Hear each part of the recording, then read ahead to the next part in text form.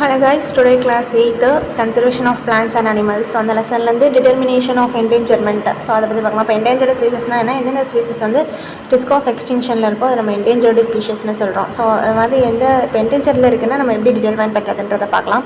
Weather a particular species is endangered or not is determined by the following ways. So particular ஒரு species என்டேஞ்சர்டாக இருக்குன்னு எப்படி கண்டுபிடிக்கலாம்னா, when the geographical range of the species is limited. So அந்த ஸ்பீஷஸோட geographical ரேஞ்சே வந்து கம்மியாக தான் இருக்குது அப்படின்னா வந்து நம்ம அதை என்டேஞ்சர்னு சொல்லலாம். அடுத்து பார்த்திங்கன்னா பாப்புலேஷன் ஆஃப் த ஸ்பீஷஸ் அப்படிங்கிறது லிமிட்டடாக இருக்கும். எக்ஸாம்பிள் என்னென்னு பார்த்தீங்கன்னா லெஸ் தென் 50 அடல்ட் இண்டிவிஜுவல்ஸ். அந்த ஸ்பீஷஸ்லேயே பார்த்திங்கன்னா டோட்டலாக 50 அடல்ட் இண்டிவிஜுவல்ஸ் மட்டும் தான் இருக்குமே.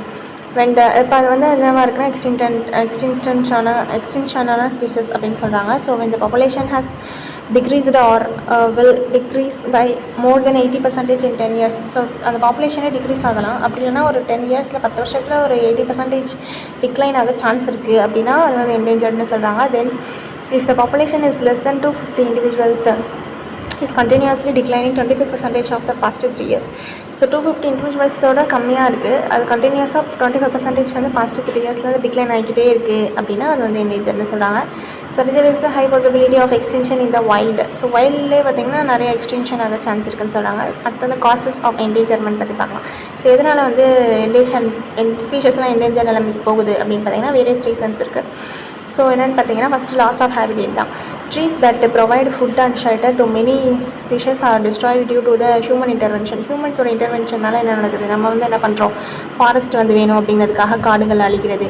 ஸோ நம்ம வந்து ஃபுட்டு வேணும், கிளாத்திங் வேணும், ஷெல்டர் வேணும் அப்படிங்கிறதுக்காக இருக்குது. ஸோ அதனால் அந்த இடத்துல உள்ள ஹேபிடேட்டே லாஸ் ஆக சான்ஸ் இருக்குது அப்படின்னு சொல்கிறாங்க. நெக்ஸ்ட்டு வந்து over hunting and poaching. Over ஹண்டிங்னா என்னது, அனிமல்ஸை வந்து நம்ம தேவைக்கு ஏற்ற மாதிரி அதிக லெவலில் வந்து அந்த அனிமல்ஸ் வந்து வேட்டையாடிகிட்டே இருக்கிறது. எதுக்காகனா அதோட ஹார்ன், அடுத்து வந்து அதோட டீத்து, அதோட ஸ்கின்காக, அப்புறம் வந்து நிறைய வேல்யூபிள் ப்ராடக்ட்ஸ் வந்து அதில் கிடைக்கிது அப்படிங்கிறதுக்காக. ஸோ அதனால் என்ன நடக்குதுன்னா ஒரு இடத்துல வந்து கண்டிப்பாக அந்த ஸ்பீஷஸ் எல்லாமே ஒரு நேரத்தில் வந்து அழிய சான்ஸ் இருக்குது. ஸோ அப்போ அந்த ஸ்பீஷஸ் எல்லாம் எக்ஸ்டிங்க்ட் ஆகிடும் அப்படின்னு சொல்கிறாங்க. ஸோ அப்போ ஒரு இது கூட இருக்காது, அந்த ஸ்பீஷஸில் லெஃப்ட் ஓவர் வந்து ஒன்று கூட இருக்காது ஒரு நிலைமையில். நெக்ஸ்ட் அந்த பொல்யூஷன்.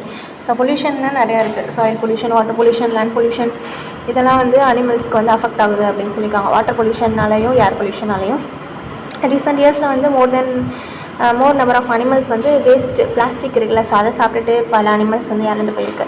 நெக்ஸ்ட்டு பார்த்திங்க அப்படின்னா new habitat. Sometimes the animals are taken by the peoples to the new habitat where there is no naturally to live. So சில நேரம் என்ன நடக்குது, பீப்புள்ஸ் வந்து என்ன பண்ணுறாங்க அப்படின்னா வேறு ஹேபிடேட், அதோட ஹேபிடேட் வந்து அது எங்கே வாழுமோ அங்கே தான் வாழும், அதை தவிர அது வேறு இடத்துக்கு போயிட்டு இன்ட்ரடியூஸ் பண்ணுறது நியூ இடத்துல.